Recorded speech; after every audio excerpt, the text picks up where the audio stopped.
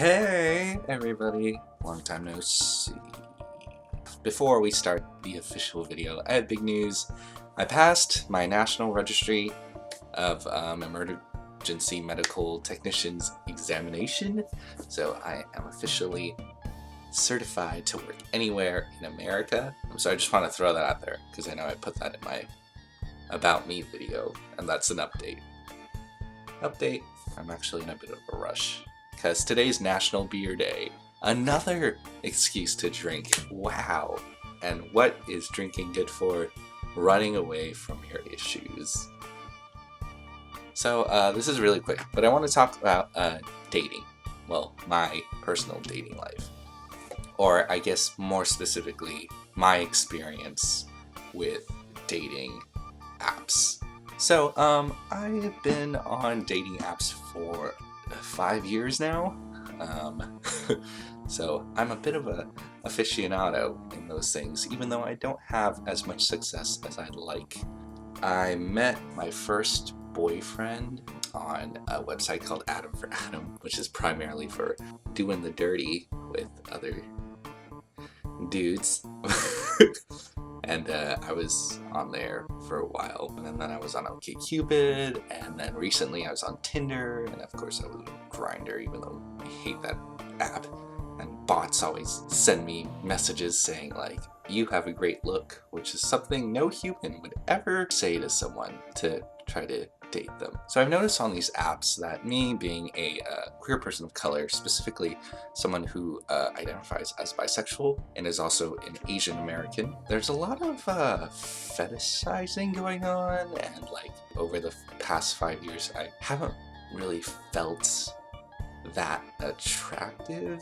I've gotten action and I've gotten dates and whatever, but I've noticed that a lot of my Caucasian friends get a lot more notifications and dates and stuff, and I recall feeling very like left out of the game because all of my LGBTQ asterisk identified friends, you know, would tell me all these things, that like these dates that they've been on and all this action that they've had, primarily gay men. Let's put that out there. And I was just like, what am I missing? Why aren't I going on dates, right? And of course it's hard for when you're a queer person of color because there's Eurocentric standards, which is the big crux there, you know? For me, it wasn't just like the Eurocentrism, because there was a lot of that kept people from messaging me or whatever, and they'd be like, I'm not interested in Asians, which I've heard since junior high, so screw all those people. You can't write off an entire race. What the heck's wrong with you? But to be fair, I do have trouble sometimes dismantling the racism directed towards myself that's been programmed into me by media and all this stuff. But anyway, past that, there's also the factor of like my bisexuality. A lot of people on the straight heterosexual end and on the exclusively homosexual end have problems with it, because of course people always have problems with people who kind of are in between extremes. And being bisexual, a lot of people didn't trust me. They'd be like, I don't feel comfortable dating you because I feel insecure about you possibly cheating on me, because there's a higher chance, right? And to that I say, your faithfulness is not tied to your sexuality. I get where they're coming from. There's so many more opportunities for you to get tempted. But I think that discredits a lot of people who are attracted to males, females, and everyone in between and outside of the binary and everything, because it implies that we're not strong enough or faithful enough to resist those kinds of things. Because once a cheater, always a cheater. And this is coming from a bisexual guy who's been cheated on by a gay man. What about that?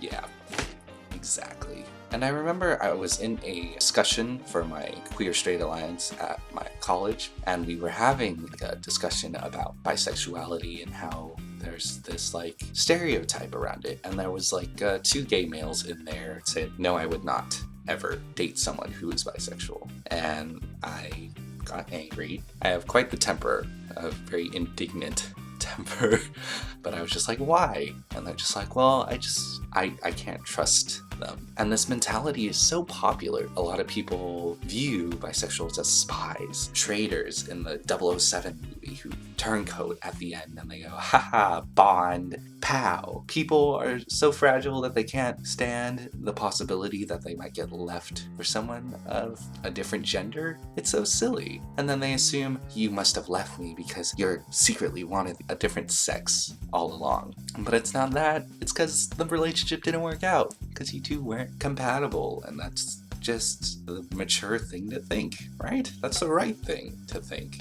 I'm sure there are some cases where maybe it's true that they left because they desired a different gender, you know, but it's not common.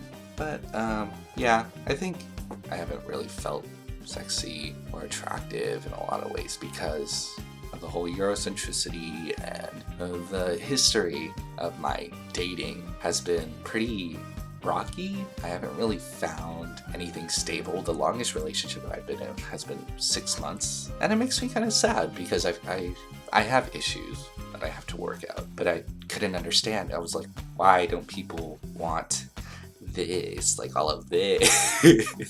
And I think sadly racism and prejudice and preconceived notions about sexuality plays a huge part.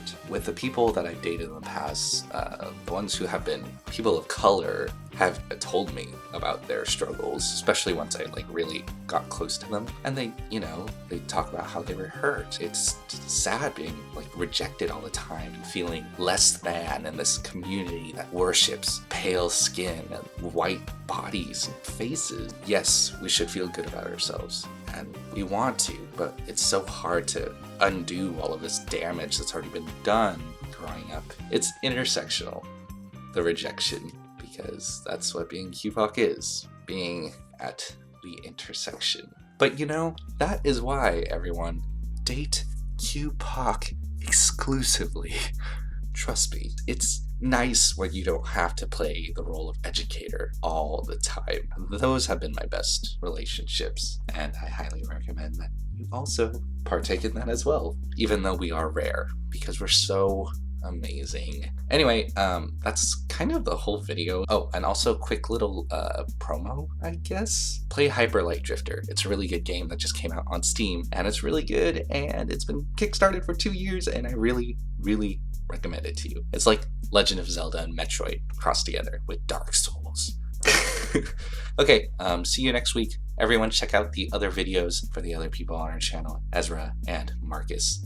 And also, don't forget that we are still looking for people to join our channel. So if you want to do that, please head over to the queer-poc Tumblr and please submit. That's it. Enjoy National Beer Day. Glug glug. Bye.